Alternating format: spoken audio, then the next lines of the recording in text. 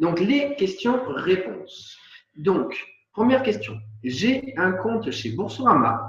Quel est mon intérêt d'ouvrir un compte dans les deux autres banques? Est-ce que les banques en ligne peuvent faire du rachat de prêt ou de crédit? Alors, je vais répondre déjà à la première question. J'ai un compte chez Boursorama. Quel est mon intérêt d'ouvrir un compte dans les deux autres banques? L'intérêt, il est simple, on l'a vu ce soir, c'est que tout simplement en ouvrant un compte dans les deux autres banques, on permet quoi? Premièrement, on permet de gagner plus d'argent pour soi en tant que filleul, c'est-à-dire que quand on ouvre le compte, si on est seul, forcément c'est 80 plus 80, 160 € de mieux en étant seul. Et si jamais on est en couple, au niveau d'Hello Bank, on fait 80 pour la première personne, 80 € pour son conjoint ou sa conjointe, plus la prime de parrainage 100 €, ce qui fait 260 €. Et avec Fortunéo, c'est 80, 80 plus 150, soit 310 €. 310 plus 260 est égal à 570 € de mieux. Déjà dans un premier temps, sans même parrainer qui que ce soit, si on est seul, donc 160 € de mieux. Si on est en couple, 570 € de mieux en faisant les deux autres banques. Ça, c'est la première des choses. Deuxième des choses, c'est qu'au moment où vous ouvrez votre compte, vos comptes, excusez-moi, au moment où vous ouvrez vos comptes, vous permettez autour de vous de faire une proposition non de simplement 80 € pour la personne qui ouvre le compte Boursorama, mais de 240 € à 880 € maximum pour les personnes en face de vous. C'est-à-dire que vous ne leur proposerez plus de gagner que chez Boursorama, vous leur proposerez de gagner chez Boursorama, Hello Bank et Fortunéo. Et forcément, ce que j'ai déjà dit, votre force de proposition est beaucoup plus forte. Ce n'est pas 80, c'est 240. Et ce n'est pas, je dirais, 310 que Boursorama est un couple, mais 880 € possible. S'ils ont tous les deux un salaire supérieur ou égal à 1200 €. Voilà pour répondre à cette question. Ensuite, est-ce que les banques en ligne peuvent faire du rachat de prêt ou de crédit? C'est une bonne question. Je vais être très sincère avec vous. À l'heure actuelle, je n'ai pas la réponse. Si une personne peut, je dirais, me donner cette réponse dans le chat, j'y répondrai juste après. Parce qu'à l'heure actuelle, je ne connais pas encore tout. Comme vous pouvez le voir, effectivement, on est en train de se renseigner sur les sujets. Mais pour l'instant, le rachat de prêt ou de crédit, je dirais qu'on n'est pas à un niveau assez élevé pour avoir toutes ces informations. Déjà, pour l'instant, on est dans l'ouverture d'un compte bancaire classique. Et je ne suis pas, en tout cas, comme vous pouvez le voir, un conseiller, je dirais, au niveau des banques. Donc, cette information, je ne l'ai pas en ma possession à l'heure actuelle. Je n'ai pas demandé ma carte bancaire Boursorama. Est-ce que je peux le faire? Oui, évidemment, c'est possible de demander sa carte bancaire Boursorama. Néanmoins, pour cela, je dirais qu'il y a deux possibilités, je dirais même trois possibilités à l'heure actuelle. La première, c'est de faire un virement sur le compte de 2500 € et on a droit à la carte Visa classique et on peut récupérer ces 2500 € immédiatement, ce n'est pas un souci. C'est simplement pour que Boursorama vérifie que vous ayez une trésorerie de 2500 € derrière. Source, un conseiller Boursorama. Deuxième possibilité, c'est tout simplement de faire de justifier effectivement aussi des revenus donc de 1000 € par mois à ce niveau-là. Et je pense que, excusez-moi, je dois confirmer cette information. Il me semble que c'est possible. Ce que je sais et que j'ai appris il y a peu de temps, c'est que si vous faites un transfert de 1000 € par mois pendant 3 mois, eh bien, on va vous transmettre. Donc, c'est comme si vous avez des conditions sur Boursorama pour obtenir la carte. C'est-à-dire qu'au bout de 3 mois, si vous avez fait un virement de 1000 € chaque mois, que même si vous l'avez retiré chaque mois, vous l'avez mis, vous l'avez retiré, vous avez utilisé même les mêmes 1000 €, ça passe. Au bout de 3 mois, vous êtes éligible à la carte. Et effectivement, pour justifier les revenus, je ne sais pas si effectivement, après avoir ouvert le compte, ça passe. C'est une question à laquelle on peut également, je dirais, rechercher cette information pour la prochaine fois. Alors, pourquoi doit-on faire un versement initial? Tout simplement, on doit faire un versement initial parce que la banque nous demande de, je dirais, se prémunir d'avoir des personnes qui ont un minimum 300 € de côté. Pourquoi? Parce qu'effectivement, ces banques, je dirais, demandent aux personnes d'avoir un minimum de trésorerie de côté pour éviter que quand ils arrivent sur le compte, elles soient en négatif. Tout simplement. Sauf que ces 300 €, c'est juste pour vérifier si on les a de côté, parce que clairement, ces 300 €, comme c'est stipulé sur le contrat, on peut les récupérer immédiatement lors de l'accès au compte en ligne sur Internet.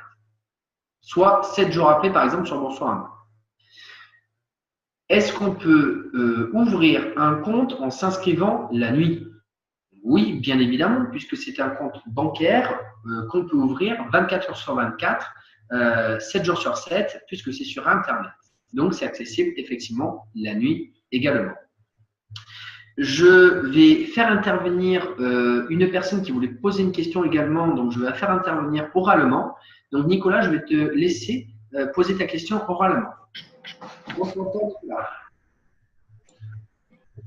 Oui, oui, en fait, voilà, j'ai une amie qui est en congé parental. En fait, elle touche moins de 1 000 € par mois. Est-ce qu'elle peut ouvrir un compte sur ces 3 banques? Alors, ok, bonne question par rapport à ça. Donc, si cette personne est en congé parental, normalement, elle reçoit les mêmes papiers. Alors, si jamais elle est salariée, elle reçoit exactement les mêmes papiers, je dirais, que quand elle est justement, qu'elle n'était pas en congé parental. Donc, de toutes les façons, ça passe à ce niveau-là. Et si elle n'est pas salariée, ça veut dire qu'elle est à son compte, donc non salariée, c'est le justificatif d'imposition de l'année d'avant qui passera dans tous les cas. Donc, oui, elle peut ouvrir un compte, même si elle est effectivement dans cette situation présente. Est-ce que j'ai bien répondu à ta question, Nicolas? Oui, oui, oui, parfait. Je te remercie. Merci. D'autres questions? Nicolas, d'autres questions? Oui, en fait, j'aimerais savoir l'intérêt des banques un peu de nous offrir des primes comme ça d'argent dès qu'on ouvre un compte chez eux. Excellente question. C'est une question qui revient assez régulièrement. Donc, on va finir par cette question parce que je pense que c'est la plus importante. Alors, aujourd'hui, on peut se poser la question. C'est bien d'ouvrir des comptes, mais nous, on gagne de l'argent, mais les banques, où est-ce qu'elles gagnent de l'argent? Eh bien, je dirais que c'est la question clé. Je ne vous cache pas que j'ai mon petit cousin, après 1 an, je dirais, et demi que je fais cela, qui a démarré à ouvrir, je dirais, ses comptes, enfin son compte Boursorama, et qui vient de me dire il y a quelques jours de cela, effectivement, on me pose souvent la question, mais pourquoi les banques elles font ça? Parce que clairement, elles nous donnent de l'argent, mais où est-ce qu'elles en gagnent? Donc c'est exactement la même question, et c'est ce que beaucoup de personnes, je dirais, vont poser comme question à la base. Donc ce qu'il faut déjà comprendre à la base, c'est que quand on se pose ces questions, c'est qu'on se pose cette question pour nous. Pour nous, et je dirais nous, personnellement, une seule personne qui reçoit 150 €. Et là, je vais insister, un petit 150 € qu'on reçoit. Et 80 €, un petit 80 € qu'on reçoit quand on ouvre le compte et 150 € quand on parraine une personne. Pourquoi je vous dis petit 80 et petit 150? Parce que maintenant, ce qu'il faut comprendre, c'est que quand on ouvre un compte bancaire en ligne, il faut savoir qu'aujourd'hui, on prend la place de la personne du guichet. Ça veut dire qu'aujourd'hui, on fait les opérations courantes de la personne qui faisait les opérations courantes pour nous, dans, je dirais, une agence locale. C'est nous qui devenons autonomes et indépendants. Donc, ce qu'il faut savoir, c'est que Boursorama, filiale de la Société Générale a simplement supprimé plus de 400 agences l'année dernière.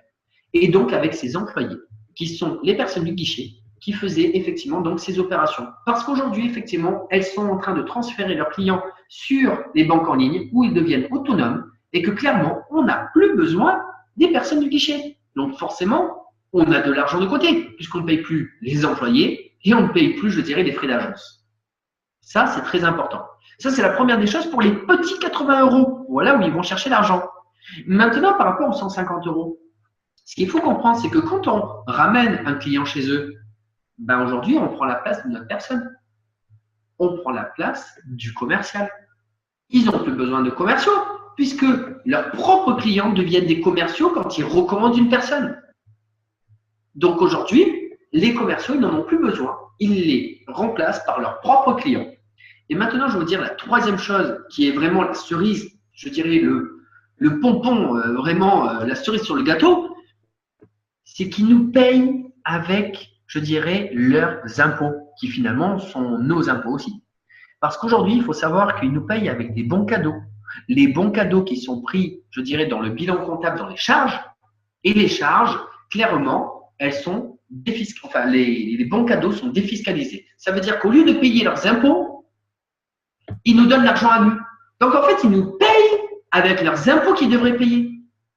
Donc, clairement, aujourd'hui, cet argent, ils ont viré les personnes, donc forcément, ils ont plus d'argent. Mais en plus, au lieu de payer les impôts, ils nous le donnent à nous. Et au lieu de payer les personnes guichets ou je dirais les commerciaux, donc, ils nous le donnent à nous. Clairement, ils nous payent avec nos impôts. Donc, c'est vraiment extrêmement judicieux. Et cette technique, elle est simplement c'est une stratégie d'entreprise à échelle massive.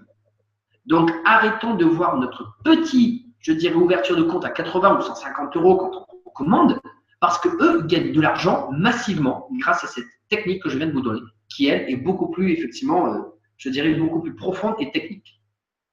Et effectivement, en prenant, je dirais, la clientèle qui fait la recommandation, elle n'a même plus besoin, je dirais, de faire de la publicité, puisque clairement, aujourd'hui, je dirais, ceux qui vont faire du bouche à oreille vont également faire cette publicité même pour eux. Bien vu, effectivement, Guy, à ce niveau-là.